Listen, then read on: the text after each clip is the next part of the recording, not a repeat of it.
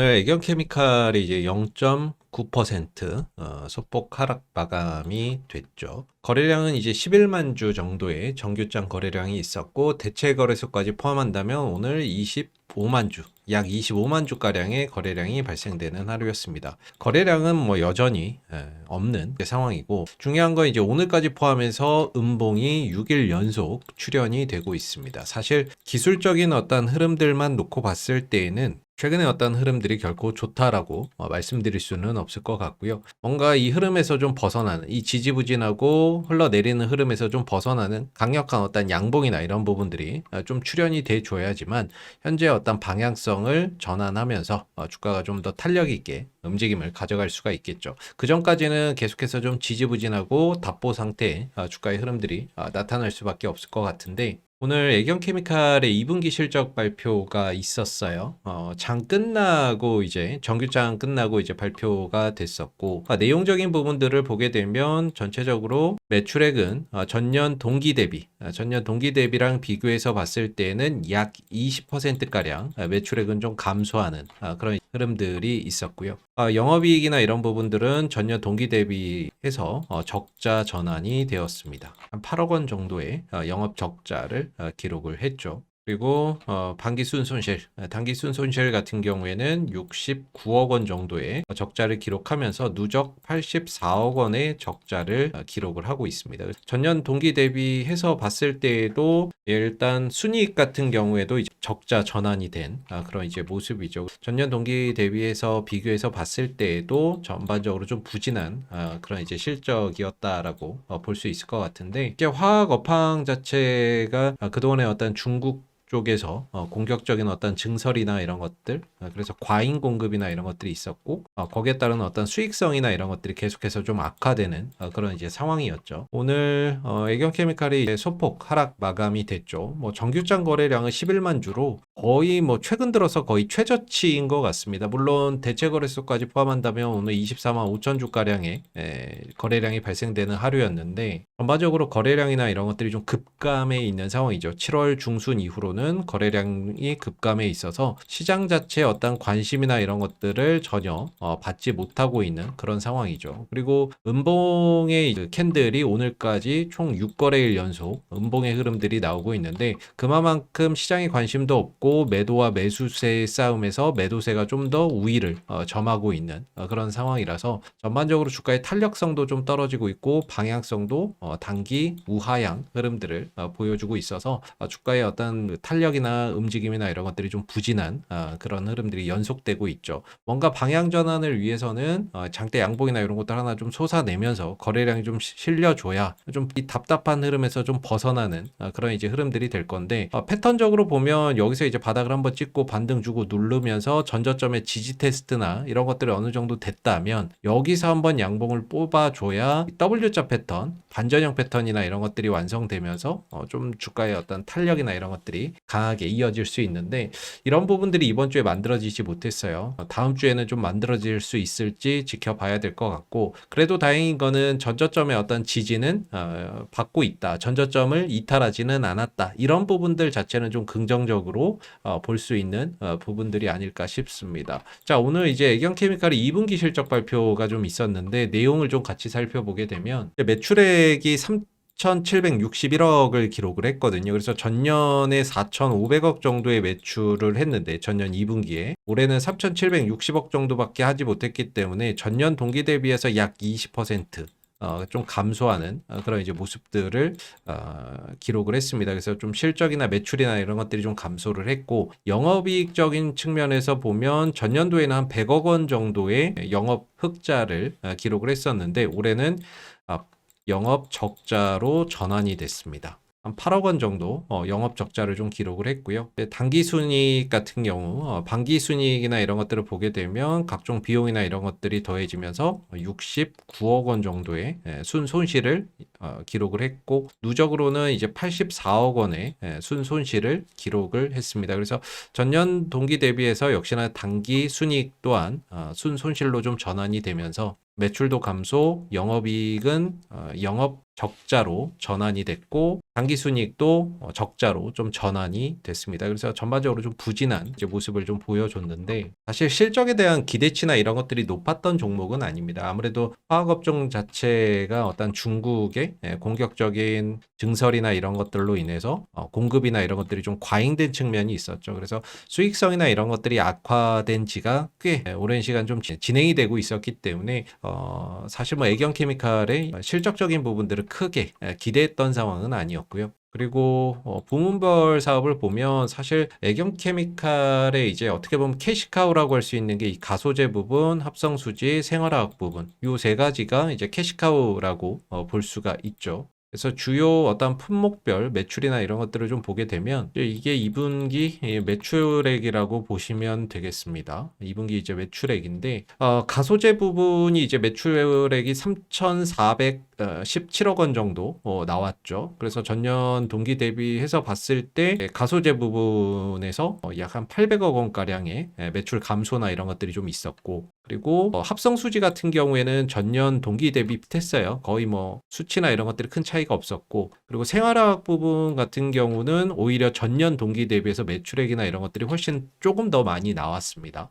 그리고 바이오 에너지 부분에서는 전년 동기 대비해서 좀 감소했고 그리고 기타 부분도 다소 전년 동기 대비해서 좀 감소하는 그런 이제 모습들이 있었는데 특히나 이 가소제 부분의 이제 매출이 전년 동기 대비해서 큰 폭의 좀 감소세가 눈에 띄는 그런 이제 부분들이고 그나마 이제 영업이익적인 측면에서 보면 가소제 부분이 매출은 좀 감소는 했지만 영업이익은 흑자를 기록을 했습니다. 그래서 전년 동기 대비했을 때에는 전년도에는 이제 한 40억 가량의 단기 영업 손실이 있었는데 이번에는 그래도 8억 원의 어떤 영업 흑자를 좀 기록했다라는 것이 좀 특징적이고 그래도 좀 선방을 했다라고 볼 수가 있겠죠. 그리고 합성수지 부분에 있어서는 전년 동기 대비해서 비교해서 봤을 때 한 10억 원 가량의 영업 이익이 좀 감소하는 그런 이제 부분들이 있었습니다. 그리고 생활화학 부분 같은 경우도 전년 동기 대비해서 이제 생활화학 부분의 매출이 늘기는 했는데 이익적인 부분, 영업이익적인 측면에서는 다소 영업이익 흑자 폭이 좀 감소를 했거든요. 그래서 지난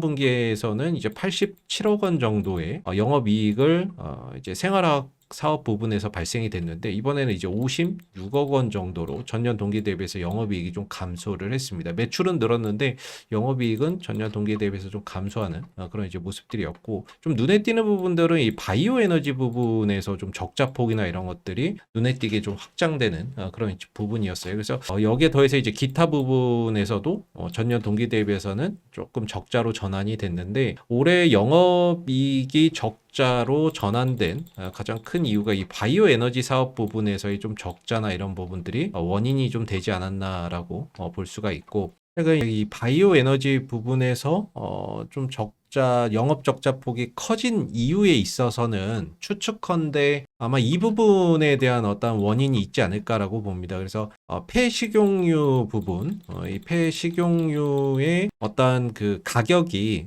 최근에 이제 50% 좀 넘게 올랐다라는 소식이 좀 있었었거든요. 그래서 내용이나 이런 것들을 보게 되면 이 DS 단석이나 애경케미칼 등 바이오 연료 기업들의 폐식용유 수급 불안에 어떤 이제 비상이 걸렸다라는 이야기가 있었어요. 그래서 중국산 폐식용유 수입이 막힌 미국이 한국 물량을 쓸어 담으면서 1년 만에 이 폐식용유 가격이 50% 넘게 좀 올라가다 보니까 이 부분에 따라서 어떤 이 바이오 에너지 부분의 원가 상승으로 다소 이번에 영업 적자 폭이나 이런 것들이 좀 확대되는 원인이 아니었나 이렇게 좀 추측해 볼 수 있을 것 같거든요. 그래서 이 부분이 이번에 이제 바이오 에너지 사업 부분에 좀 적자 폭이 좀 커지는 이유였지 않나라고 좀 예상해 볼 수 있을 것 같습니다.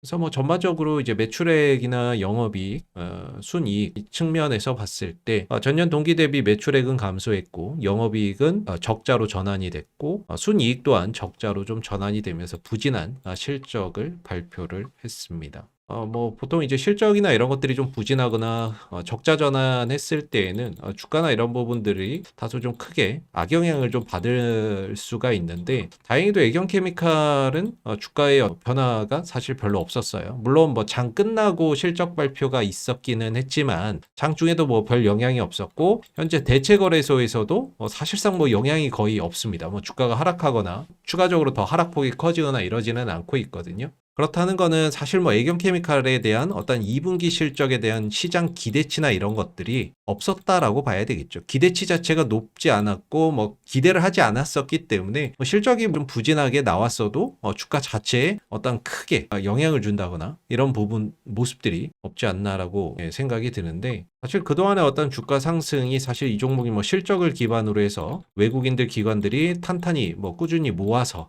올라온 그런 종목은 아니잖아요.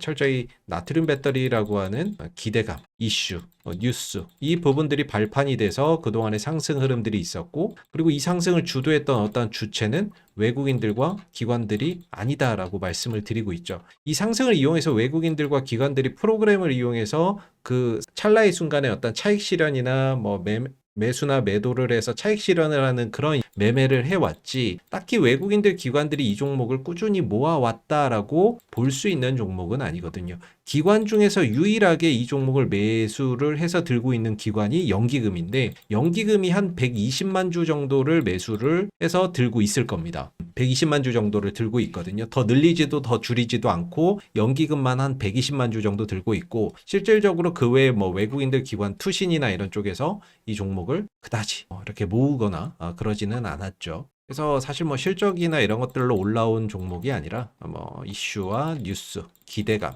이런 것들이 현재 주가를 떠받치는 포인트라고 볼 수가 있을 겁니다. 결과적으로는 뭐 향후에 또 나트륨 배터리 관련된 어떤 이슈나 이런 부분들이 어느 시점에 또 부각되느냐에 따라서 주가는 언제든지 또 급등세나 이런 것들을 이어나갈 수 있다라고 보는데 조금 아쉬운 거는 이제 기술적 포인트에서 보면 사실 조금 이런 잘 이어오던 이 추세선이 한번 깨졌어요. 한번 깨졌고 이걸 회복을 했는데 재차 또 깨고 회복이 더뎌지고 있다라는 거는 이런 것들은 조금 이제 아쉬운 부분들이고 아무래도 회복이나 이런 것들이 더디다라는 거는 주가의 어떤 이제 숨고르기나 쉬어가는 기간이 생각보다 좀 길어질 수도 있겠구나라고 생각해 볼 수 있는 부분이거든요. 그러면 조정이나 이런 부분들을 얼마만큼 주고 갈 것이냐인데 사실 현재 구간 아래로는 두 가지의 지지선이 있죠. 이평선, 61선의 어떤 이평선의 지지를 받는 구간이면서 동시에 이 11,500원이라고 하는 가격적인 지지 포인트도 있거든요. 이전에 올라올 때 저항을 받았고 올라올 때 저항을 받았던 자리, 올라올 때 저항을 받았던 자리 돌파되고 나서 눌러줄 때는 지지가 됐고 지지 이후에 반등이 나왔던 자리가 이 11,500원 부분인데 그래서 61선의 어떤 지지와 11,500원의 가격적인 지지 두 가지를 동시에 받는 자리가 현재 구간입니다. 그래서 단기적으로 조정을 짧게 주고 여기서 이제 흐름들을 돌려나가는 모습들이 있을 수도 있고요. 만약에 이제 시장이나 이런 것들이 하락을 한다거나 이랬을 때에는 조정폭이 좀 확대될 수도 있습니다. 다음 주에 여러분들이 좀 보셔야 되는 주요 포인트 중에 하나가 바로 이 주식 양도세에 대한 정부의 입장인데요. 사실 최근 8월 들어서 어떤 이 양도세 문제가 명확하게 정리가 되지 않으면서 증시가 좀 정체되어 있습니다. 코스피도 그렇고 코스닥도 그렇고 좀 정체되어 있거든요. 여기서 이제 힘을 받아서 더 올라가느냐 아니면은 주가가 좀 빠지면서 쉬어가느냐는 결국에는 이 부분에 저는 어느 정도 시장의 방향성이 달려 있다라고 보고 있어요.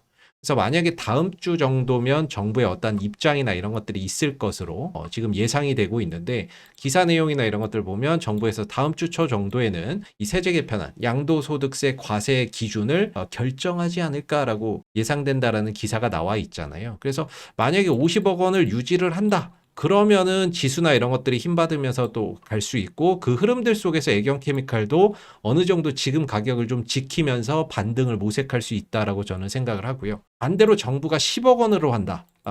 뭐 강행을 한다. 10억 원으로 강행을 하면 당연히 지수가 밀리겠죠. 그 밀리면 당연히 애경케미칼의 주가도 지난번 8월 1일에 그때 세제 개편안 나오면서 증시 밀리면서 애경케미칼도 같이 밀렸던 부분이기 때문에 만약에 대주주 양도세 기준이 10억 원으로 결정된다 그러면 조정폭이나 이런 것들이 조금 더 확대될 여지가 있다라고 볼 수가 있습니다. 그래서 다음 주에 어떠한 양도소득세 기준 이 부분들이 얼마로 결정되느냐에 따라서 시장도 영향을 받을 것이고 애경케미칼도 그 부분에 따른 영향이나 이런 것들을 받을 수 있습니다. 그래서 50억으로 되느냐 10억으로 되느냐 이런 부분들 좀 중요할 거고요. 50억으로 한다면 현재 구간 이 11,500원짜리에서 좀 돌려나가면서 좀 지지받으면서 돌려나가는 흐름들 예상해 볼 수 있을 것 같고, 만약에 10억 원으로 한다 그러면 아무래도 좀 더 조정폭이 확대될 수 있을 겁니다. 그럼 이 밑에서 좀 더 밑에서 어떠한 기술적인 포인트를 봐야 되는데, 그래서 지금 자리가 이래저래 좀 애매한 구간에 들어가 있다라고 볼 수 있어요.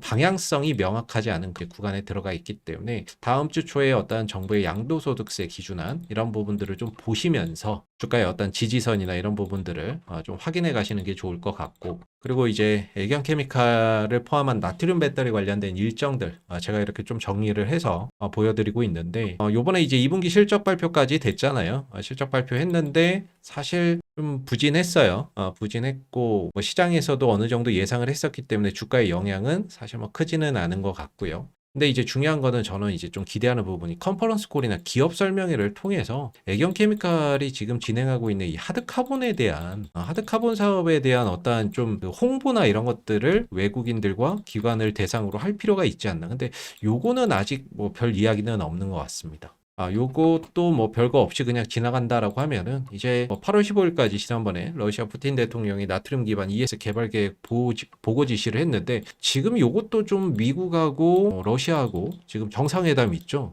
그런 부분들도 있고, 그래서 딱히 그런지 뭐 관련된 후속 기사나 이런 것들 추가적으로 또 나오는 것도 없는 것 같아요. 그러면 이제 다음 주에 이제 8월 22일, 다음 주잖아요. 다음 주에 애경산업 매각 본입 자리 22일 날이 있습니다. 그래서 여기서 이제 우선 협상 대상자를 선정을 해서 이제 매각이나 이런 것들을 연내에 마무리를 할 건데, 요 부분에서 한번 주가가 움직일 가능성이 있습니다. 항상 애경산업 매각 관련된 이슈 나오고 애경산업 움직이면 애경케미칼이 따라갔던 그런 이제 부분들이 있거든요. 그래서 단발성이기는 하지만 단발성 움직임을 보이기는 하지만 그래도 요 부분에서 한번 애경케미칼의 시세가 좀 반응할 가능성, 이런 부분들이 예상해 볼 수 있고, 8월 29일에는 애경케미칼 골프장 매각 대금 납입일입니다. 그래서 이런 것들 대금 제대로 들어오는지 좀 잘 체크해 보시면 될 것 같고요. 올 하반기에 이 나트륨 배터리 관련된 어떤 일정들 이슈들이 상당히 많이 좀 집중되어 있습니다. 그래서 우리나라에서 유일하게 지금 나트륨 배터리 셀을 만들고 있는 회사죠. 에너지 11 같은 경우에는 올 하반기부터 이 나트륨 배터리 셀 양산을 계획하고 있고요. 여기에 맞춰서 지금 애경케미칼도 하드카본 음극재 업그레이드 버전 11월 중에 양산할 거고, 그리고 11월, 12월 중에는 하드카본 음극재 이 생산 시설에 대한 어떤 증설도 좀 추진할 가능성, 그리고 12월부터는 중국의 CATL이 나트륨 배터리 양산을 시작을 하죠. 전기차용으로. 그래서 이런 부분들이 좀 있어서 올 하반기에 이 나트륨 배터리 관련된 어떤 이슈 일정들이 굉장히 빼곡하게 있습니다. 그래서 올 하반기가 어떤 나트륨 배터리의 어떤 관련주들의 시세나 이런 것들이 좀 폭발적으로 움직일 수 있는 시점이 아닌가라고도 예상이 되거든요. 그래서 지금 보면 어떻게 보면 주가가 좀 많이 올라왔다라고 이야기하시는 분들도 있으실 수 있는데, 주봉을 보게 되면은 사실 올라온 것이 별로 없어요. 지난 2024년도에 머물러 있었던 수준에 그냥 다시 회복한 거에 불과합니다. 요거 이상으로 뭔가요 슈팅이나 이런 것들이 나왔을 때는 좀 많이 올라왔다라고 볼 수 있겠지만, 아직까지는 그냥 이전 수준을 회복한 것에 불과하다. 즉 이 구간에 머물러 있었던 매물대가 많잖아요. 두텁잖아요. 그래서 이 부분들을 현재는 소화하는 어떤 과정의 일부분이고, 지금 쉬어가는 것도 그동안의 단기 어떤 상승에 따른 숨고르기 정도이다. 그래서 이 과정에서 어떤 뭐 주가의 하락이나 이런 것들이 결국 애경케미칼의 어떤 악재 이런 요인은 아니고, 또 거래량이 없이 조정을 받고 있기 때문에 이런 조정들은 단 한 번의 상승으로 극복이 가능하다. 이전의 어떤 흐름들을 통해서 충분히 인지를 하고 계실 거라고 생각이 듭니다. 이렇게 조정받다가도 단 한 번의 상승으로 만회해버리고, 이렇게 조정받다가도 단 한 번의 상승으로 만회시키는, 즉 이렇게 조정받다가도 단 한 번의 나트륨 배터리 이슈로 만회시킬 수 있는 어떤 에너지나 이런 것들은 여전히 애경케미칼의 애경 케미칼이 가지고 있다라고 봐야 되겠죠. 그래서 뭐 세력이 빠져나갔네 그러는데 빠져나간 흔적이 없습니다. 빠져나간 흔적이 없고 쉬어가고 있을 뿐이죠. 이전에 이런 어떤 거래량들이 빠져나간 흔적이 현재는 없기 때문에 실질적으로 어떤 수급의 이탈이 있다라기보다는 그냥 쉬어가는 구간에 접어들었다라고 보면 되고, 일정 시점에 이 거래량을 만들었던 주체들이 다시금 움직이면서 거래량을 만들어 주는 시점, 그 시점을 또 주목해 봐야 되지 않을까. 그래서 지금 같은 경우는 좀 쉬어가면서 바닥을 좀 잘 다져가는 그런 이제 부분들인데, 다음 주에 좀 방향 전환이나 이런 것들이 일어날 수 있을지 이런 부분들 좀 잘 지켜보시고, 다음 주에 또 양도소득세 관련된 어떤 중요 시장에 영향을 줄 만한 포인트도 있기 때문에 그런 부분들까지 조금 지켜보셔야 되지 않을까라고 생각이 됩니다. 그리고 뭐 공매도적인 부분들 역시나 이제 공매도는 현재 구간에서 없죠. 그러니까 만약에 뭐 실적이나 이런 것들이 부진할 것이 예상이 되고 그랬으면 공매도나 이런 것들이 늘어나야 되는데, 사실 뭐 최근의 흐름에서 공매도나 이런 것들도 거의 없었습니다. 그렇다는 거는 실질적으로 여기서 막 찍어 누르고 내리려고 하는 그런 힘이 강하지는 않다. 그렇다는 지금은 결국에 들고 있는 사람들이 주가가 안 가고 안 움직이고 하니까 지쳐서 떨어져 나가는 그런 단계인 거지, 실질적으로 여기서 찍어 누르고 뭐 내리고 하는 어떤 힘이 강한 것은 아닌 것 같다. 이렇게 좀 정리를 해볼 수 있을 것 같습니다. 또 장기적으로는 올 하반기 흐름들 좀 주목해 보시면 좋을 것 같고요. 단기적으로는 다음 주 흐름에서 방향 전환이나 이런 것들이 일어나는지 주목해 보시면 될 것 같습니다. 자, 오늘 애경케미칼 관련된 이슈들 같이 한번 좀 살펴봤는데요. 마지막으로 저희 관심 종목 올려드리고 있는 공부방 들어오시는 방법 안내 한번 해드릴게요. 저희 영상 하단을 한번 보시면은 더보기에 링크가 하나 있거든요. 링크 클릭을 하시게 되면 주식과 정렬을 그대에게 요 설문조사 창이 하나가 나옵니다. 자, 밑으로 쭉 내려보시면 해당되는 사항에 체크 설문조사 체크해 주시면 되고요. 그리고 혹시 보유하신 종목에서 뭐 종목 진단이나 이런 것들 받고 싶은 거 있으시면 종목명하고 평균 단가 이렇게 적어 주시면 되고요. 또 회신 받으실 핸드폰 번호 남겨주시면 됩니다. 010 땡땡땡땡으로 남겨주시면 되고, 그리고 동의함 제출 눌러주시면 되는데요. 그리고 나서 이 파란색으로 보이는 공부방 입장하기 보이시죠? 이거 클릭하시면 저희 공부방 바로 들어오실 수 있습니다. 감사합니다.